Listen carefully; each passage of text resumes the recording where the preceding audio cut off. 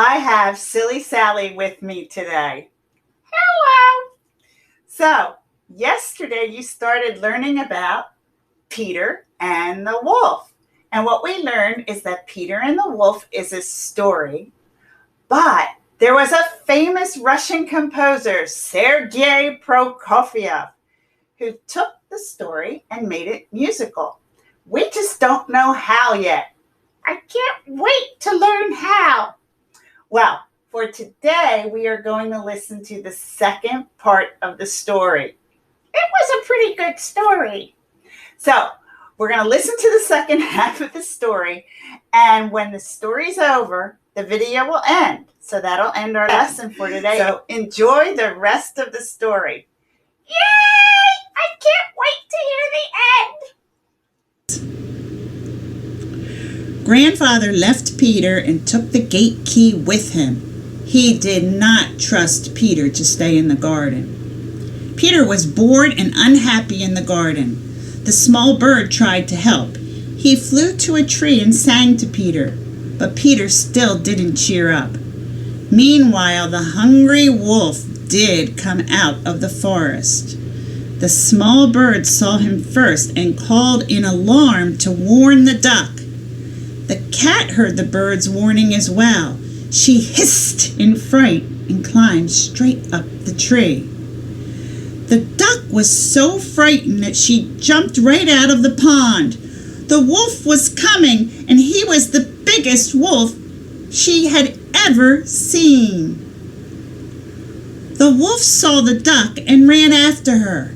In a moment he caught her. He opened his mouth and swallowed her in one gulp. She was gone. A feather or two on the grass was all that was left of the poor duck. The small bird and the cat sat up in the tree together, looking down at the wolf. The bird had forgotten to be afraid of the cat, and the cat had forgotten about eating the bird. The wolf was very pleased with the fine dinner he had caught. He saw the bird and the cat, and he thought, do I see more dinner?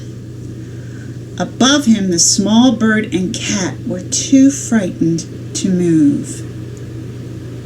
Peter had seen what happened. Silly duck, he sighed. She would have been safe if she stayed in the pond. Then he had an idea. He knew he could save the cat and the bird, and he wasn't afraid of the wolf. Peter found a long rope and ran into the garden with it, straight to the garden wall. He tied the rope carefully around his waist and climbed the wall. As soon as Peter was sitting safely on top of the wall, he untied the rope from his waist and began to make a loop in one end of it. From his high seat, Peter could see down into the meadow. He could see the wolf, and he could hear him growling. Peter could see the small bird and the cat sitting in the tree as well. The cat's tail was beating against the tree branch, but the bird was absolutely still. Peter knew they were both very frightened. The wolf was still prowling around the tree. Round and round he went. Sometimes he stopped to rest, and then he looked up at the cat and the bird in the branches above him. He growled horribly. The cat and the bird thought he was growling at them, but he wasn't.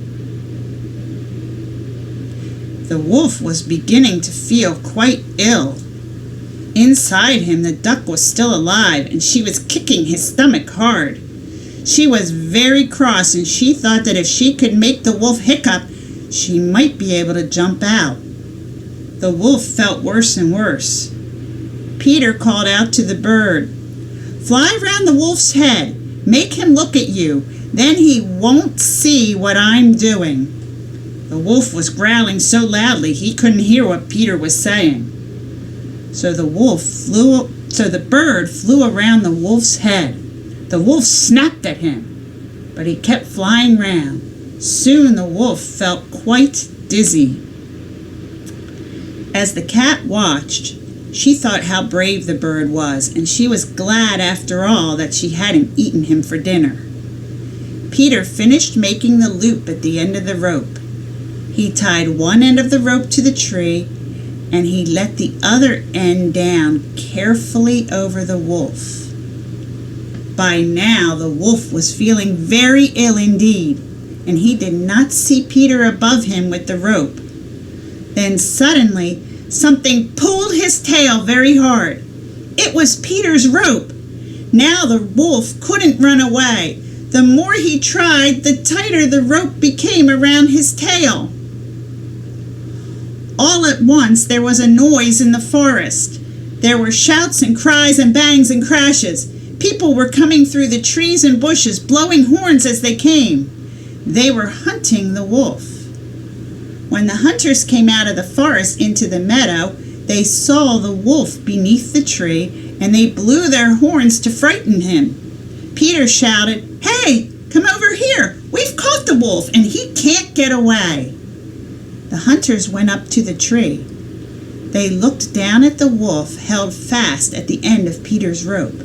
Then they looked at Peter, the bird, and the cat, and they were astonished. "How did you manage to catch the wolf?" they asked Peter. So he told them what had happened. The hunters looked at the wolf, who was now lying down with his eyes closed. "What are you going to do with him?" they asked. "He doesn't look terribly fierce." The wolf opened his eyes and groaned. "I don't think he's feeling very well," said Peter. "We're going to take him to the zoo. The zookeepers will look after him, and he won't be able to catch any more of my friends and eat them for dinner." Peter told the hunters about the duck. "Poor duck," they said. Just then, Grandfather came into the garden and saw Peter on top of the garden wall. "What's going on now?" he called. "What are you doing on the wall?" Then he saw the hunters and the wolf, and his face grew pale. When he went nearer, he saw that Peter was holding the rope, and the rope was holding the wolf.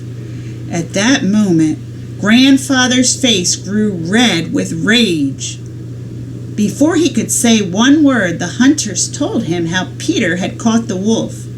Now Grandfather didn't know whether to be proud of Peter or to be angry with him. He glared at his grandson, but there was a twinkle in his eye. So they all set off for the zoo with Peter leading the procession. After him came the hunters with the wolf. The wolf was feeling better because the duck was having a rest. She had stopped kicking inside his stomach. Grandfather followed the wolf, and the cat walked beside him. The small bird went with them. The hunters blew their hunting horns, and everyone came out to see the wolf. They laughed and cheered, and they ran to tell their friends about it. The cat and the bird were happy because the wolf was going away. The hunters were happy because Peter had caught the wolf. Grandfather was happy because Peter was safe. Even the wolf was glad that he was going to a new home. He hoped the keepers would take away the pain in his stomach. The duck was not too happy inside the wolf, but she knew that the zookeepers would soon rescue her. She quacked and quacked. All the people who heard her were puzzled and kept looking around them. Where could she be? Peter was happiest of all because he knew the wolf was never going to be hungry again. And that is the end.